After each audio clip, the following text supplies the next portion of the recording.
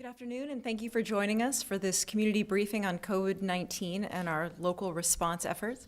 Joining me again is interpreter Francis Baravash, and thank you so much, Francis, for being here to provide your services. And thank you to the media and to all of our residents for tuning in to learn more about how you can protect yourself and your loved ones and our community.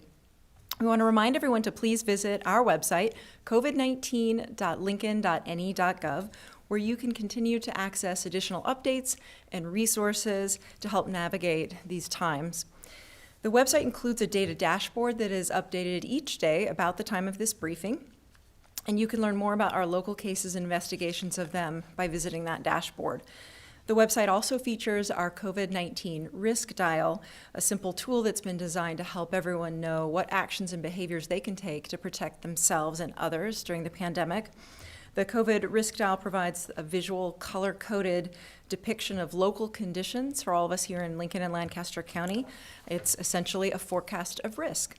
And because the risk of spread of COVID-19 in our community remains high, the dial is orange and continues to come with the following recommended guidance for all of us here. Stay home as much as possible, and definitely stay home if you are sick. Keep 6 feet of distance between yourself and others. For those over the age of 2, wear a face covering when outside the home. And continue to wash your hands frequently with soap and water and routinely disinfect high-touch surfaces. We update the dial every Friday, so that will be part of our briefing tomorrow. Here in Lincoln today, we have had an additional 49 individuals test positive for COVID-19. The total number of lab-confirmed cases in Lincoln now stands at 967. Our total recoveries identified to date are up from 131 to 134 individuals. And an individual is deemed to have been recovered from the virus 28 days after they tested positive for COVID-19 and have been confirmed to be symptom-free. Here to provide more details on the Health Department investigations of our cases is Interim Health Director Pat Lopez.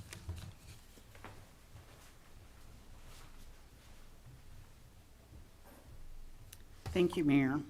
Yesterday, Bryan Health and CHI St. Elizabeth were reporting more testing, with 312 tests completed compared to 240 on Tuesday. Excuse me. The sites are able to conduct 300 to 500 tests per day, so tests are available for those who show symptoms of COVID-19.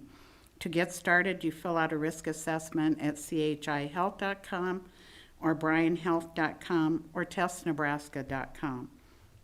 Even as elective surgeries have been slowly ramping up over the past 2 weeks, our hospital capacity in Lincoln remains healthy.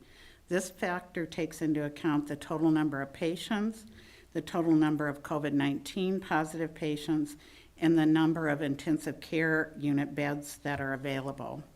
The number of local hospitalizations of COVID-19 patients is up from 37 yesterday to 40 today. That includes 24 from Lancaster County and 16 from other parts of the state. The number of patients on ventilators is now 12, which represents 7 from Lancaster County and 5 from other parts of the state. Our Lancaster County positivity rate is up slightly from 8.2% yesterday to 8.4%. The state rate is back up from 15% yesterday to 15.2% today, and the national rate remains at 15.7%. Our investigations into the outbreak in Crete and the smaller clusters at our local food plants have identified more cases. The total number of Lancaster County cases connected to the Smithfield plant in Crete has risen from 285 Tuesday to 292 today. 170 of those are employees at the plant, and 122 are family members or other direct contacts. The number of local cases related to the Smart Chicken plant in Waverly is up from 15 Tuesday to 20 today. That includes 13 employees and 13 close contacts. We continue to work with these facilities to provide assistance to mitigate further spread and to complete more testing. The number of positive cases related to the Smithfield plant in Lincoln remains at 20 today.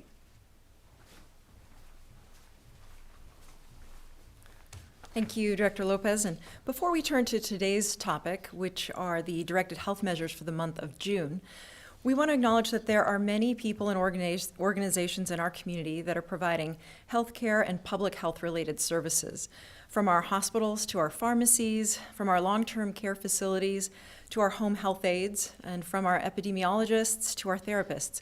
We owe a debt of gratitude to a huge range of service providers in our health space, both public and private.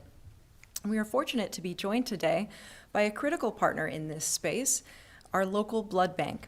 Earlier this month, the Nebraska Community Blood Bank issued an urgent call for blood donors, with the local blood supply being dangerously low. And joining us by Zoom to address this need is Erica Busta, the Marketing and Community Relations Specialist for the Nebraska Community Blood Bank. Erica, over to you. Thanks so much for having me, and we appreciate you sharing this need with our community. As we approach Memorial Day weekend, we normally see a drop in blood donations, but we really hope that we can have more people in our community come out and donate and support our local hospitals. Right now, our supply is at about a 4-day supply, and we'd like to get it to be a 7-day supply. And that is just an ideal way to support our hospitals as we do see those elective surgeries ramping up, and just to make sure that there's always blood available when patients in our community need that blood. We need all blood types, so if you aren't sure what your blood type might be, if you've never donated blood, we would love to have you come and donate. We do encourage donors to make appointments. That helps us to have social distancing measures in place and keep staff and donors safe. We also really want donors to wear a mask. If they don't have a mask, we can provide them as long as supplies last. We're also taking a lot of other different safety measures, including temperature checks at the front door and rigorous cleaning practices between every donor, as well as spacing out appointments more than they normally would be. Part of the reason for our low supply is because we've had to cancel nearly 200 blood drives since March. And blood drives make up nearly 50% of the blood supply in our region. So we really want to see donors come out to our local blood donation sites. And we have 3 in Lincoln and 1 in Omaha. So there's lots of good opportunities to donate. And as the month of June begins, we are looking to restart those blood drives in the community with all the safety measures in place as well. We want to make sure that the public knows that donating blood is safe and essential for taking care of people in our community. And in terms of eligibility, as always, you're only eligible to donate blood if you are feeling healthy and well that day. We want to make sure that all donors are aware that we don't want anyone in our building who might have any symptoms or temperature, anything like that. So we want people to be extra vigilant for those symptoms before they come and donate blood. All our other eligibility questions are in place. So you need to be at least 17 years old or 16 with a parent permission form, 110 pounds. We have a series of other eligibility information on our website, so you can check on those. And if you aren't sure whether you're eligible, if you're taking a medication or just have a question, you can feel free to call us and one of our nurses can answer those questions for you. And the best way to sign up to donate is to call us. It's 402-486-9414. And we encourage you to make those appointments once again. Another great thing that we're doing to help combat the coronavirus in our community is to collect convalescent plasma. And so if you are a recovered patient with a positive test result for COVID-19, we encourage you to go to our website. There's a spot right on the homepage where you can fill in a short questionnaire about your coronavirus symptoms, to upload your test result, and then one of our staff members can help you to sign up to donate convalescent plasma. And that would allow you to help someone who's currently hospitalized with coronavirus, because the antibodies in your plasma that your body used to fight off COVID-19 can help a patient in the hospital in our community. We've already seen great results for helping patients locally with plasma that we've helped to supply from other parts of the country. And we want to see us build a larger donor base of people here in Lincoln. Well, thank you so much. That's all on our website. Yeah, thank you. Thank you so much, Erica. We really appreciate your work, and we look forward to talking to you more about convalescent plasma donations, and other interested community members who've reached out to us and helping to support that effort. We really want to emphasize that donating blood is giving the gift of life. If you are healthy and able to donate, again, that number you can call is 402-486-9414, or again, you can visit the blood bank's website at ncbb.org. Today, we acknowledge the changes made to the statewide directed health measure, or DHM, announced by the governor this afternoon. Our expert staff at the Lincoln-Lancaster County Health Department have been consulting with state officials to provide input on these health measures applicable to most of the state effective June 1st. As previously noted, our health team evaluates a number of factors that guide our decision-making regarding directed health measures. Chief among them are trends in our caseload, the positivity rate or percentage of positive tests, the capacity of our hospitals in terms of beds, ventilators, and PPE, the availability of testing, and our public health capacity to do and perform contact tracing. With regard to trends in our cases and positivity rate, Lincoln has not seen a spike in cases. On this note, we would remind everyone that the large one-day caseload earlier in the week was due to a backlog in receiving test results from private labs. We've seen a declining positivity rate week over week. Last week, our average positivity rate was 9.42%, and this week that rate is down to 8.3%. Our hospital capacity and contact tracing ability are very good. With regard to testing availability, we are very pleased with the growth in the availability of tests. We do want to acknowledge that we remain concerned about the turnaround time for results from private labs. That timing is crucial to our ability to perform contact tracing effectively. And while this issue is being resolved by the private labs, we continue to implore people to quarantine until they receive their test results. With the analysis of these factors in mind, as well as our interest in alignment as much as possible with the state to provide consistency for our residents that helps them to be clear about how to be safe during this pandemic, our local DHM will be updated to align with the state health measures on June 1st. This means that the vast majority of businesses will be allowed to operate with a 50% restriction on occupancy, including bars, which will be allowed to open under the new DHM. Gathering restrictions will be adjusted to allow for up to 25 people or 25% of rated occupancy at any confined indoor or outdoor space. And at this point, I would invite our Health Director, Pat Lopez, to come back to the podium to provide some additional information about changes planned for our directed health measure next month.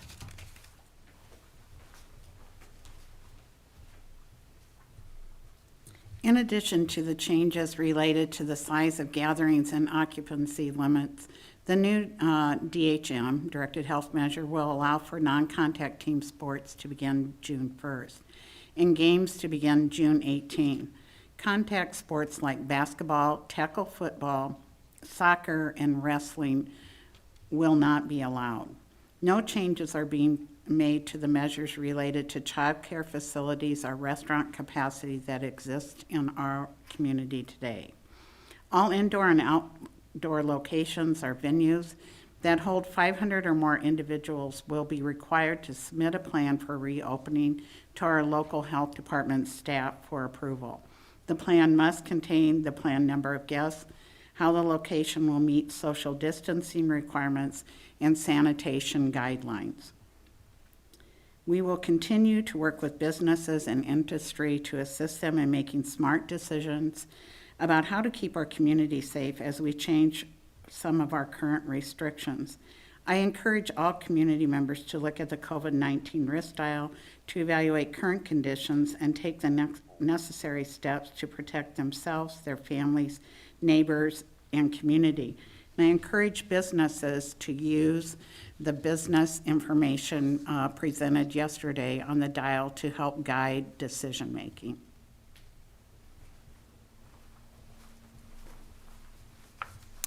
Thank you, Director Lopez. As we continue to learn to live with this novel virus until a vaccine is developed, we will continue to prioritize the health and safety of our community while taking steps to address the economic crisis we are experiencing. In this pandemic, those priorities of ensuring both our public health and our economic recovery are interwoven. One cannot be achieved without the other. These most recent changes in directed health measures provide a framework for how we can continue to achieve both and successfully navigate through a new phase in the pandemic. Yet the individual actions of our community members will continue to be the key to limiting the spread of the virus. I was fortunate this afternoon to be part of a video conference call with mayors from across the country and with Dr. Anthony Fauci of the National Institutes of Health and the White House Coronavirus Task Force. And Dr. Fauci emphasized that to be safe, at a minimum, all of us need to wash our hands, to keep 6 feet distance from others, and to wear a face mask. We must continue to take care of one another, and these steps, hand washing, physical distancing, and face masks, are absolutely critical to doing just that. Moving on to our city operations update, we have some good news for all of you who may have stacks of borrowed library books that are threatening to take over your house. Lincoln City Libraries is offering drop-off Fridays from 10 a.m. to 5 p.m. tomorrow, Friday, May 22nd, and next Friday, May 29th. Containers will be located outside of all of the library sites except for the Williams branch. You will not need to leave your vehicles to drop off your materials, and staff will be available to assist if you need some help. No walk-up returns will be allowed, and the regular exterior book drops will be available once again, beginning June 1st. And I want to thank the Lincoln City Libraries for working with the health department to make this process safe. All library materials that are returned will be quarantined for 3 days before being checked in and used to fill wait lists. And all materials currently on loan, we just want to remind you, have a due date of July 1. And we would say that while our libraries do remain closed, our pickup service remains available. You may reserve materials online at lincolnlibraries.org or by phone at 402-441-8500. You will be notified when your materials are ready, and you'll receive pickup instructions at that point. And while regular on-site library programming has been canceled for now, our library team has been busy filling these requests, planning for the popular summer reading series, and preparing for another One Book, One Lincoln community reading experience. And you can find out more at lincolnlibraries.org, and I would just add for the media that our fearless librarian, head librarian Pat Leach, is also on the Zoom call if you have questions for her at the end of the briefing. And with that, we'll turn to some good news. May 28th is Give to Lincoln Day, and this year it's especially important that those in a position to financially support our local nonprofits do so.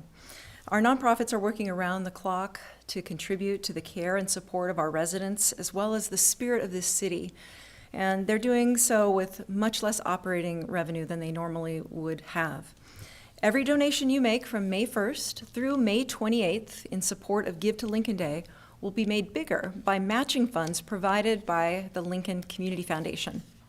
The way it works is that each nonprofit that participates in Give to Lincoln Day will receive a proportional share of that $500,000 match fund based on its percentage of total dollars raised from our community members. A record total of 448 local nonprofits are participating in this year's event.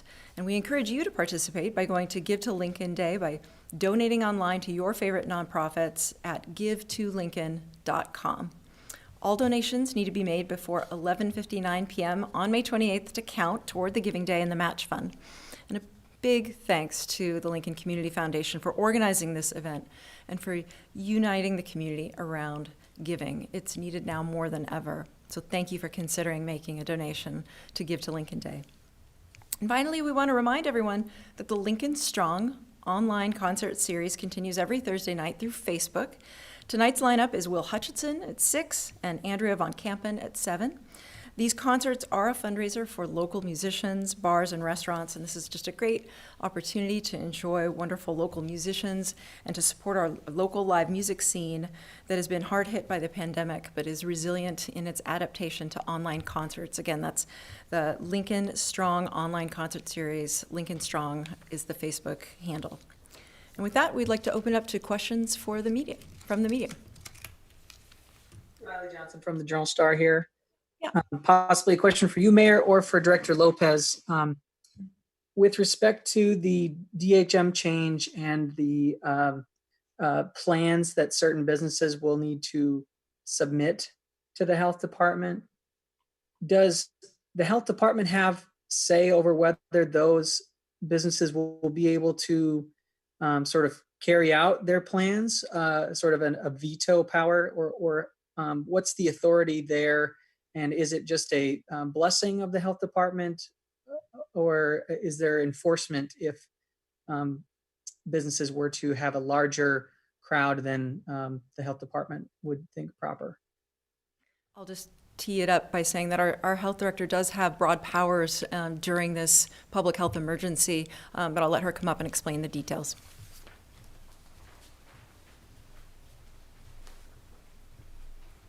Riley, that's a great question. I really appreciate you asking that because it's an opportunity for me to share that many of our businesses already contact the health department, and we have really been working with them in partnership. Their concern is really how can they operate safely for those that they employ, and how can they have a safe operation for the public and still be able to provide a business and some economic inflow to them. And so we really haven't had an issue where we've had a problem. Businesses submit a plan. I think Kawasaki talked yesterday. They're one of the locations that we've worked with and provided them guidance on additional measures they could take to make things safer in the work environment for the employees. And we do the same with different venues that have been reaching out to us already about what to do, restaurants and other facilities as well. So we see it more as a measure of us assisting them and guiding them in the process. But of course, we're going to expect that wherever people are, bars, restaurants, other venues, that they follow the directed health measure guidance for the number of individuals that are allowed to be in the facility at that time.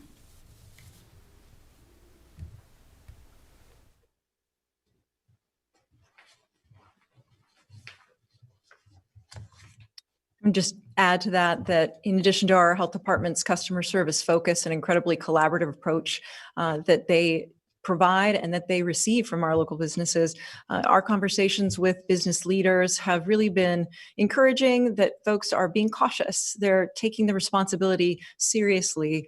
They care very much about their employees' safety, their customer safety, and that's very gratifying to see. We believe that working together, we can continue to move forward during this pandemic. Are there other questions? Again, Riley with the Journal-Star. I had a question for Director Lopez. Somewhat in the data on the dashboard, Lincoln's community spread attributed cases are something like 87%. And in Douglas County, they're reporting closer to 50 or 42% attributed to community spread. And more, they're 55% of theirs are to direct contact.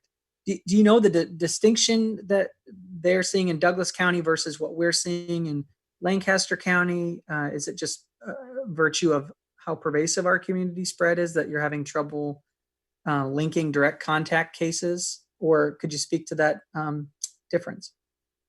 As we continue to investigate, we link cases together, and I just actually happened to be on a call with Dr. Poor from Omaha this morning, and I know they're working through some of their numbers. They've had a large influx related primarily to one industry, two industries, one being the long-term care and then the meat processing plants. So you'll see some variation in those numbers now, and they're working hard to reevaluate where that is today, and we'll probably see some change tomorrow.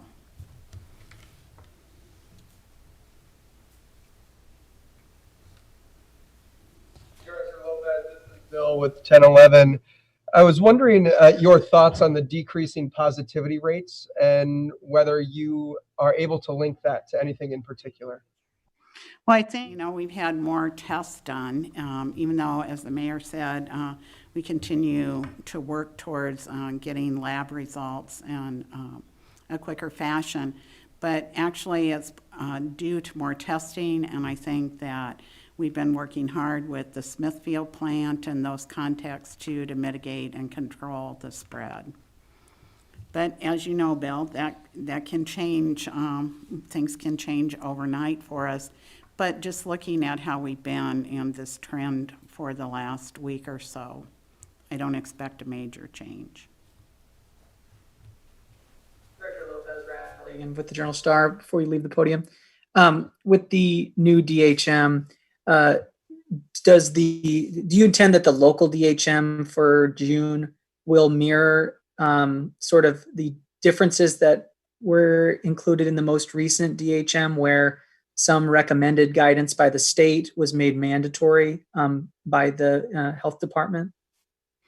I think, we're in the process, Riley, of re-examining our DHM. I think we can expect that some of those same requirements will remain, but in most areas will mirror the state DHM.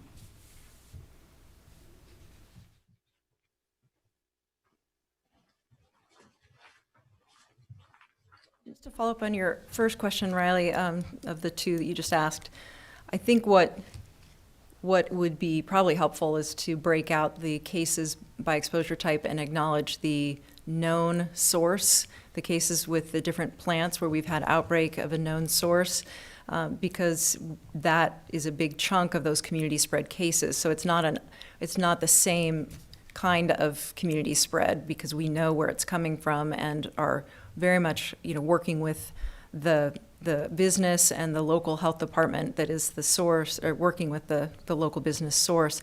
And that gives us some comfort level that community spread is more managed, because we are so focused on providing increased testing and working with direct contacts of people who are in the affected business. And most of the, many hundred or more of our direct contact cases are, of course, related to that as well.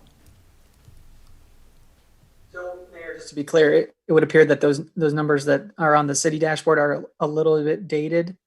If you guys are able to identify the contacts or the cases that are tied to Smithfield or Smart Chicken, for example. I wouldn't say they're dated, it's just the way they're presented. If you disaggregate the community spread numbers and show which ones are attributable to a known source that is affiliated with, for example, the Smithfield Crete plant, it's a significant chunk of those cases, as opposed to someone who might develop COVID-19 and who is a Lincoln or Lancaster County resident, but for whom we cannot find a source that is known to attribute their infection.